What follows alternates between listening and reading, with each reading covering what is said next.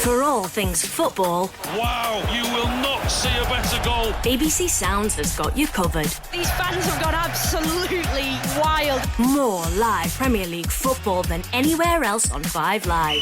And there is the whistle, and a brand new season begins. And the Football Daily podcast. Everything football, every day. For all the Premier League action and reaction, listen on BBC Sounds. BBC Sounds. Music, radio, podcasts.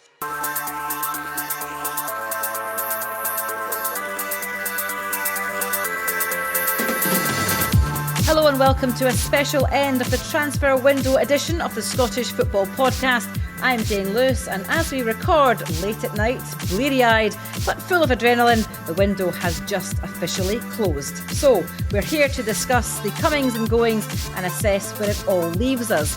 One thing's for sure, it's been a busy old night for Celtic, with this player among those signing on with the champions. McCowan with a chip, oh, it's wonderful! Beautifully judged by Luke McCowan. There have been some high-profile departures from Scotland too. Cantwell the edge of the penalty area. Cantwell shoots and scores a wonderful goal.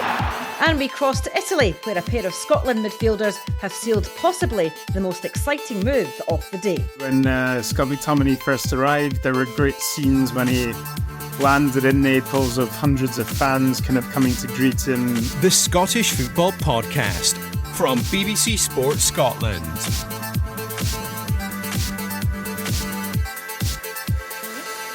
Well, our reporters Brian McLauchlin and Tyrone Smith join us for this podcast. We'll, of course, catch up with you in a bit more detail, chaps, but you're okay? You're living to tell the tale? Still awake? We're still here, Jane. Yeah, it's almost tomorrow. But yeah, Indeed. We're getting there. But it's been a long old day. It's been a long transfer window, actually. This feels like one of the longest ones we've had, and there was not a lot of business early doors, but it all seems to have come to formation tonight in whatever way some clubs want it to happen, and for other clubs, well, they'll be left to rue exactly what could have been. Yeah, I think fair to say the transfer deadline day itself simmered for much of the day and then started to boil late on. Brian, let's start with you. How has your night been then? Just tell us how it started and how it's ended. What the process you went through to bring us the transfer stories? It started very early this morning, Jane. First call before 8 o'clock this morning was with a Scottish Premiership manager, and it's not actually finished as we speak, because I still believe that there is still one piece of business from a club close to the capital city that may well be done and dusted. But yeah, hopefully by the time we finish the podcast, we'll have a name and I'll be able to tell you exactly who it's going to be. Oh, we might get breaking news in the podcast. I can barely contain myself. Tyrone, a bit quieter for you, fair to say? Yeah, I've been keeping across both halves of the new firm and Ross County. It's funny, Dundee United and Ross County, between them during the window, have actually signed 25 players. Sadly, only one of those players has been signed on deadline day. That kind of illustrates the kind of day that I've had. As I say, the three clubs have all been busy during the window. Just not so much today. Yeah, plenty to get through with the guys. We're also going to hear from Alistair Mackenzie, a Scottish journalist in Italy. But before all that, let's quickly run through the latest Scottish football headlines. Well, Celtic have had a hectic transfer deadline day that saw them reportedly break their record fee to bring in Arne Engels from Augsburg. They also signed the American defender Austin Trusty and Dundee captain Luke McCowan. Well, Rangers have signed the Albanian attacking midfielder Nadim Bajrami on a permanent basis from Italian side Sassuolo. They've also brought in defender Neresho Kanswan Wirjo on a season-long loan from Feyenoord with an option to make the move permanent, while Todd Cantwell and Scott Wright have left Govan for Blackburn and Birmingham City respectively. Scotland stars Billy Gilmour and Scott McTominay have both moved to Antonio Conte's Napoli, while 18-year-old Liverpool winger Ben Doak has joined Middlesbrough on loan, and Ryan Fraser has moved from Newcastle to Southampton, having spent last season on loan at St Mary's. The Scottish Football Podcast from BBC Sports Scotland. Well, Brian, I think it's fair to say that Celtic were certainly the most active on deadline day itself, weren't they? They left it late, but certainly been splashing that Matt O'Reilly cash that they got in. A fair chunk of it spent today. Obviously, Arne Engels is in, so too American defender Austin Trusty. And then there was a really interesting situation with this. First of all, a verbal agreement for Luke McCowan. The clubs, Celtic and Dundee, had agreed that, and then it kind of all unfolded. You were across that. Tell us what happened. Yeah, well, first of all, the first two players you mentioned, Jane, I think those deals were always going to happen. They've been on the go for the last couple of weeks, certainly the Engels one anyway has been well muted, and because I think that was the anticipation that Matt O'Reilly was moving on, so Celtic had done their due diligence and had someone ready to come in. But the Luke McCowan one's a very, very interesting one, because his name has been linked with both Celtic and Hibernian for the last few weeks, and I know that Hibernian had numerous offers made to Dens Park. Some they received no reply, some they were turned down, some suggestions as many as 6 deals, some say 4 deals. However, we do know that any deal from Hibernian to try and lure Luke McCowan to Easter Road was always going to be second if Celtic came in for the player, and that's indeed what happened. Again, I was informed a couple of weeks ago that this may well happen, but it may well be a last-minute deal. Now, it's within the last 2 hours of the window, Jane, I was at one point told the deal was off and wasn't happening. Then a few moments later, was told, I'm sorry, it's back on again. And it was, we don't know exactly what's going on. I don't think we'll ever know exactly what the fee was. But I think the player was very, very keen to try and make his way to Celtic Park when they knew that the champions were interested in him. It's a great deal for Luke McCowan. This will be a very good deal for Dundee. And this will be a good deal for Celtic. When you look at Celtic, between now and next May, they'll be playing well over 50 games. And is Luke McCowan a player who can just walk into the Celtic team? I don't think he is, but he's certainly more than capable of becoming a squad player at Celtic Park. And he's been fantastic for Dens Park. He should go there. The fans should be proud of what he's achieved there. I think certainly Luke McCowan will be very proud of what he's achieved there. And I think and the manager, Tony Docherty, he'll go with his best wishes, and they'll be on the hunt for another Luke McCowan to come in. Well, why did Celtic come in so late for this bid? Because you can understand then that's quite frustrating from a Dundee point of view, because they're now left without a really influential player and no replacement coming in. I think Dundee were always primed, for Celtic making their move. If Luke McCowan was still a Dundee player, they would have been delighted at that. But yes, he is in the last year of his contract. They want to maximise the financial reward coming back to the club.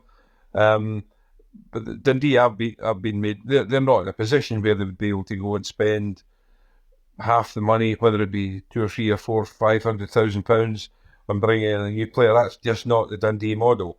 But they've brought in a player on loan from Burnley in the last hour of the transfer window. Now, he will not be a direct replacement for Luke McCowan. It could be very difficult to replace a player of his quality.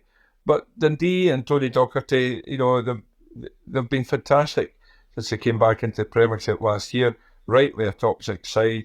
They've started the season really well again, and it'll be up to Tony Docherty now to try and get the best out of the players that he has to try and maintain their place and push their way back into the top 6. And as I say, it's been a fantastic start to the campaign for them. Well, Jade, tell us about Arne Engels, because he's been linked with Celtic for the last few weeks when it became apparent that Matt O'Reilly was potentially on his way either to Italy or indeed where he ended up down in Brighton. Yeah, I think this is a transfer that when it was first mooted, I think a lot of Celtic fans were quite excited, weren't they? He's a promising player, and we hear that phrase being bandied around a lot. But Celtic are reportedly paid a record fee for this player. He's only 20. He's a Belgian midfielder. He's joined from Bundesliga side Augsburg, and as I say, Celtic are, you would imagine, are not going to splash that amount of money, a club record fee for a player who you would think, Brian, would be able to be pitched right into the action straight away. As you say, he's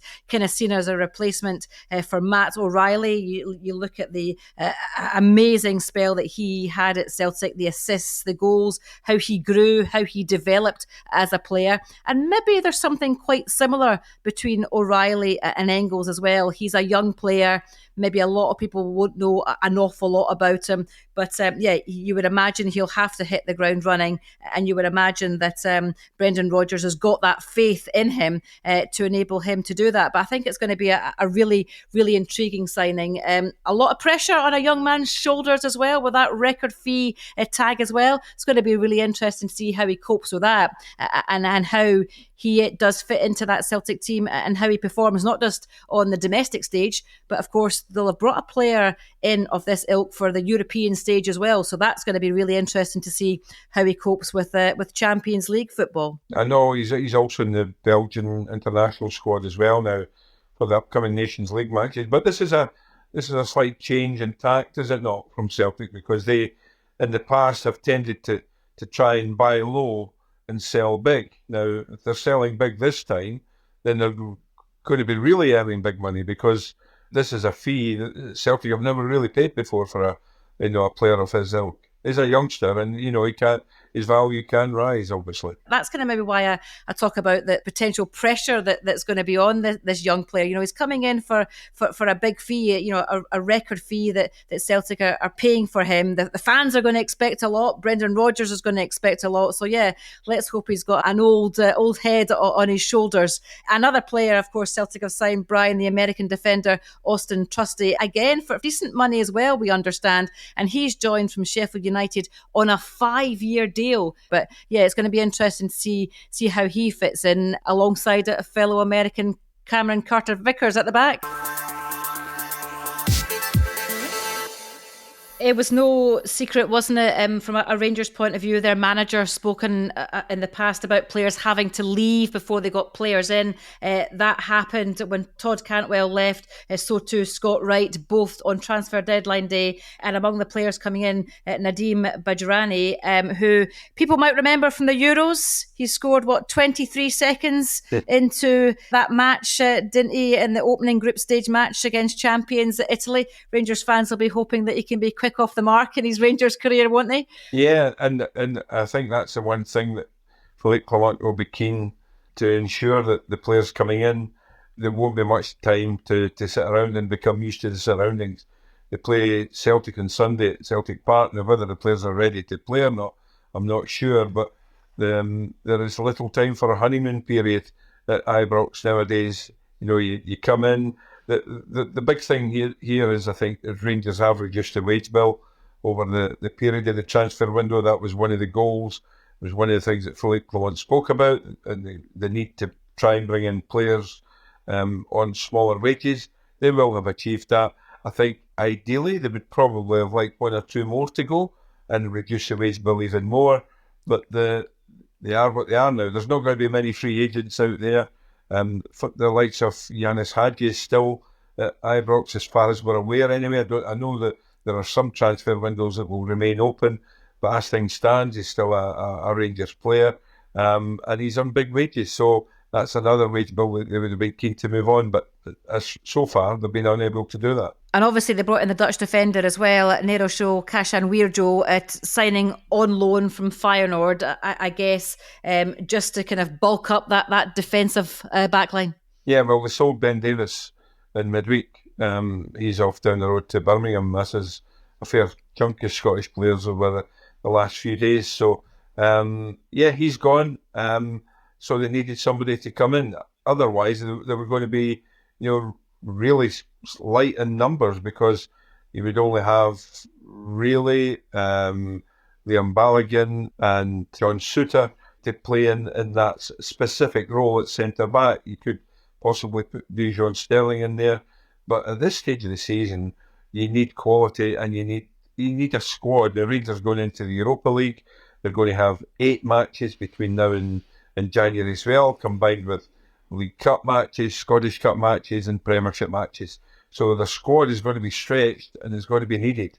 So they did certainly require somebody to come in at the back end bolster their defence. Yeah, Motherwell, we should add as well, made a couple of deadline day signings as well. They re-signed Jack Vale. Of course, he was on loan at the club last season. He's signed on loan from Blackburn, while winger Jair has joined Fir Park on loan from Hibs. Speaking of Hibs, Brian, what's been happening there and at Hearts? Hibs have been really busy in this transfer window. I'm just going through them.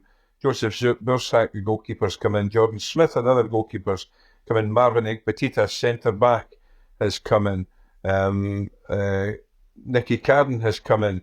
Kanya Megwa, the right-back who went on loan to Airdrie, he's back there. Kwan's in on loan. They've still got Noah Kenny there, the defensive midfielder they signed from Leeds United. Alan Del Ferrier, he's gone out today on loan. They've still got Jake Doyle. They've got a huge squad at Easter Road. I think they would have loved to have moved one or two on. They've not been able to do so, and I believe they're still in the market to bring in a central defender. As we speak, Jane, I don't have the name as yet, but I'm still told that may well happen. A Scottish defender, I'm told, who's been playing in England, and by tomorrow morning, Jane, hopefully we'll have a name for you, but we don't have one just yet. We should just add as well that St Mirren say they're hopeful that Kevin Van Veen's loan move to Paisley from Groningen will go through. Right, we'll hear from Tyrone about the clubs that he's been monitoring shortly, but we've just been joined by Alistair Mackenzie, a journalist based in Italy, and that's because quite a remarkable deadline day story involving two Scottish players, Scott McTominay and Billy Gilmour, both putting pen to paper with Napoli. Well, Alistair, thanks so much for joining us on this podcast and bringing your insights of Italian football. How much excitement was there and is there in Italy about the two Scots joining Napoli? Well, there certainly was a lot yesterday when Scott McTominay first arrived. There were great scenes when he landed in Naples of hundreds of fans kind of coming to greet him. When he reached the city, he had to be kind of, guided through this kind of tunnel of bodies into the car he was taking, and then was waving at groups of fans from the top of the hotel room. So certainly a lot of excitement. It is a one-club city where the fans are extremely passionate about their team, and they really do show new signings in particular their adoration when they're there. And we'll have to see with Billy Gilmour, because obviously that deal has only just been completed in the last couple of hours. So I do think he is a lesser known quantity over here than McTominay is reputation-wise, but I'm really looking forward to seeing what he can do actually in Serie A. The Gilmour deal was kind of on and off, wasn't it? Was there a concern that it might not go through? Well, they always seemed a lot more positive in terms of the reports coming out from Italy than back in the UK. And even this evening, in the hours leading up to the deadline, they were saying that the medical was being done in London instead of over here in Italy, and they were fairly confident about it. Well, at the same time, I was reading English reports saying that it might be off. So I don't know. With these things, you always have to just kind of wait it out and see. But supposedly, Gilmour's own desire to join Napoli and to move over here played a big part in that as well. And he really pushed for that deal to take place. So yeah, it's good to see too. Alistair, there are so many Scots now starting to become attracted by football in Italy, and of course Italians are now being attracted to the Scots. McTominay, Gilmour, Lewis Ferguson. How much is Lewis Ferguson's success there behind what's happening now with the Scots moving to Italy? To be honest, Brian, I think that it goes back even beyond that, because I think Liam Henderson was the first to really kind of set his career up over here. I mean, maybe he's not hit the same heights as some of the guys who came after him, but then Aaron Hickey's success at Bologna as well, he showed that coming over and playing for a kind of mid-table club over in Italy can really push your career on and get you that stepping stone if that's what you're looking for. And Ferguson obviously went a step further last year, becoming the captain, qualifying for the Champions League, having this historic season and becoming the all-time top Scottish scorer in Italy. So yeah, I do think the more that it happens, it's good in two ways. It's not just giving Scottish players confidence that they can come here and make an impact, but it's also convincing Italian clubs that the Scottish market is one that's worth looking at. And you've seen that not only in terms of established internationals like McTominay and Gilmour today, but also the likes of Josh Doink being looked at, and previously other players who haven't ended up in Italy, but are certainly being looked at and being scouted by Italian clubs. And I think that's good for everyone, really, because I do think it's good for players to get out of their comfort zone and come here and try and grow as players and try something different. And specifically on McTominay and Gilmour, how do you see them fitting in to Napoli and their style of play? Well, that's an interesting one. I mean, I think if you look at the way Conte's set up since he's come in, we're only 2 games into the season, but so far he's playing 2 central midfielders. So far that's been Lobotka and Anguissa, and those 2 guys, one is a kind of box-to-box number 8 in Anguissa, and the other one is a more diminutive playmaker in Lobotka. So you've pretty much got exact replacements for them, with Gilmour being, I guess, the alternative to Lobotka and McTominay to Anguissa. I mean, McTominay certainly is someone they're wanting to lean on to score more goals from midfield, because that was a big problem for them last year. Gilmour, I think they look at him as not just being a replacement directly for Lobotka, but someone who's actually a bit more progressive, because his underlying statistics, the way he passes the ball, he does actually get the ball forward more. He's not someone who's just moving it side to side all the time, and I think that's something Conte's looking for too.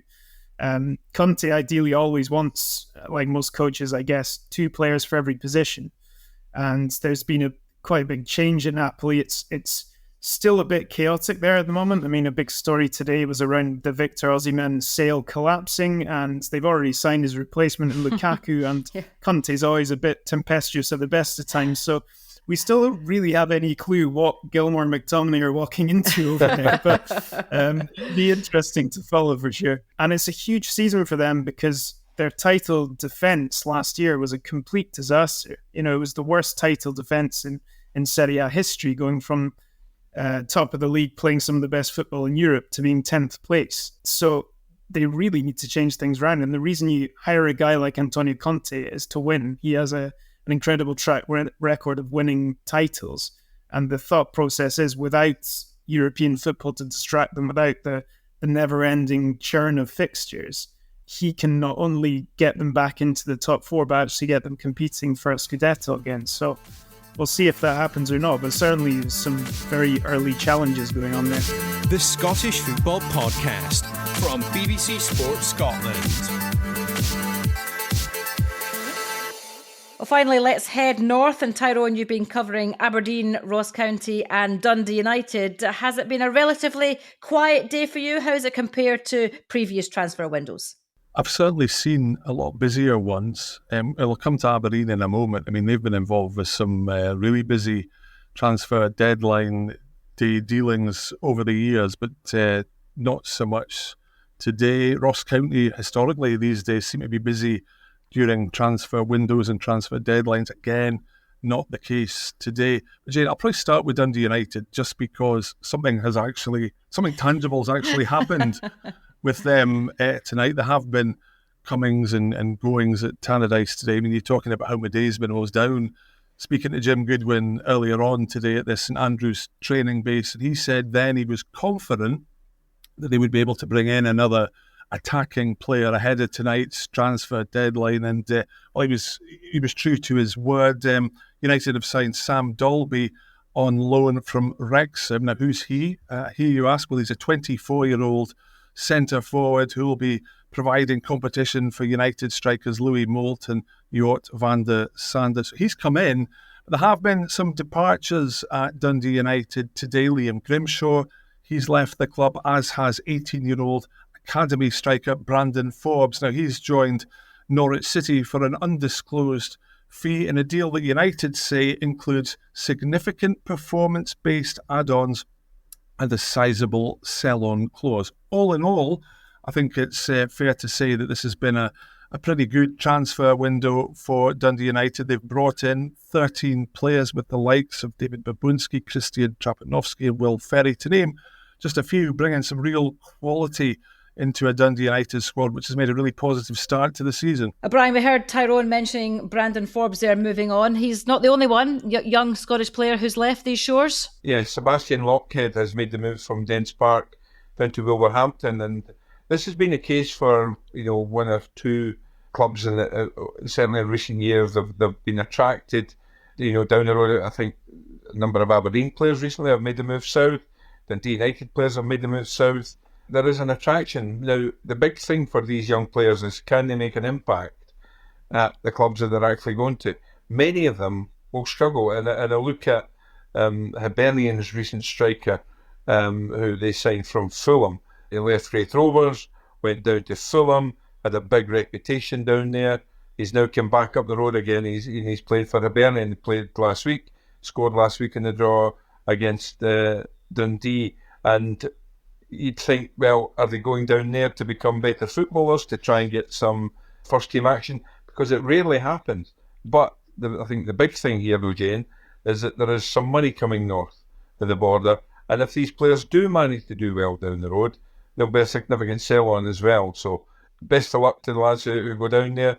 But, and again, we've heard recently about the lack of opportunities for young players in Scotland. And that's maybe why youngsters are thinking, okay, if I'm not going to get a first-team opportunity up here, we'll make the way back down the road and see if we can actually find our way somehow into playing first-team football. Yeah, another young player actually who has also joined Wolves is St Mirren's highly rated teenager Ethan Sutherland. He's joined them for an undisclosed fee and he is 18 years old. Tyrone, let's jump back to you. And nothing from Aberdeen today, but they've certainly been active in the transfer window with their new manager Jimmy Teeleen obviously doing a lot of early business. Will they be happy with the players they've brought in? I think so, Jane. As you say, there's been no deadline day drama today for the Dons. The only real bit of news for Aberdeen, I guess, involves defender Jayden Richardson. He's left the club. But listen, you touch about the quality that they've brought in. They've brought in 8 players during the transfer window. They've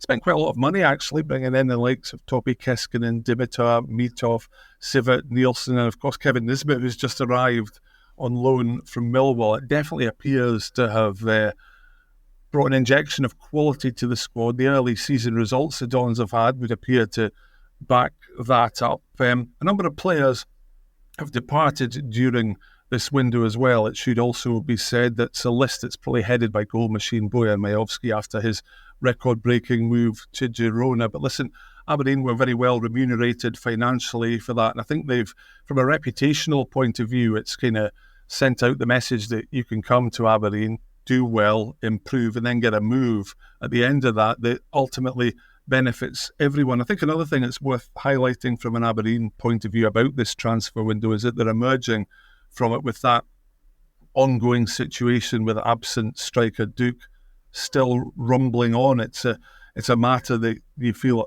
at some point over the next few weeks and months will be resolved one way or the other. But I think that aside, it's been a really positive window from an Aberdeen point of view. Let's just talk about Ross County. A busy transfer window overall, but another quiet day for them today on the final day. Yeah, like Aberdeen, it has been a pretty quiet deadline day for Ross County. But listen, as you've touched on, it has been an exceedingly busy window as a whole for the Staggies. It was quiet today. It was actually a very busy day for them yesterday. They brought in 2 defenders, Eli Campbell and Kasper Lopata, on loans from Everton and Barnsley, respectively. Now, that actually took the number of summer signings at Ross County to an impressive 12. Now, look, big players have left during this window. Guys like Simon Murray and Jan Danda, they've all moved on, and they're always going to be very difficult kind of players to replace. But I think Don Cowie will just be hoping that his new look squad that he's put together, it can gel quickly for County to improve on what's been a pretty sluggish start, I would say, to the season so far for them. O'Brien, you did promise us that you might reveal that name that Hibs are looking to sign. Can you? Don't let down our podcast listeners. Yes, I can tell you, not only have Hibs signed a defender, but St Mirren also look like they also have their man. First of all, Hibs, Jack Iredale, a centre-back who's born in Greenock, is actually an Australian under-17 international. He's going to be joining the club from Bolton Wanderers. We're not quite sure as to whether that's a loan deal or a permanent deal, but it does now look as well as if St Mirren have their man. You told us earlier on, Jane, that Kevin Van Veen was a possibility, and I'm just waiting on confirmation coming through, indeed. But it does look like, yes, Kevin Van Veen is now going to be a St Mirren player, certainly for the rest of this season, I believe. Oh, it's been a busy old transfer window. Well, certainly the final day of the transfer window anyway. Thank you very much to Brian McLauchlin, Tyrone Smith and Alistair Mackenzie there. It's time to wrap things up for this edition of the Scottish Football Podcast. Normal service will resume on Monday morning, while Alistair Lamont will be here to look back on the small matter of the first Old Firm derby of the season. Enjoy your football this weekend, and if you haven't already done so, then please subscribe and follow the Scottish Football Podcast so you don't miss an episode. From us all though, bye-bye. This is the shocking moment English football has been dreading. My name is Moses Swabu, and I used to be a professional footballer, but then I got in deep with organised crime and became a match fixer operating in the English League. A match-fixing investigator has highlighted 2 matches he says appear to have suspicious betting patterns. How honest are you going to be with me? This is 100%. Join me for Sports Strangers Crimes presents Confessions of a Match Fixer. Listen on BBC Sounds.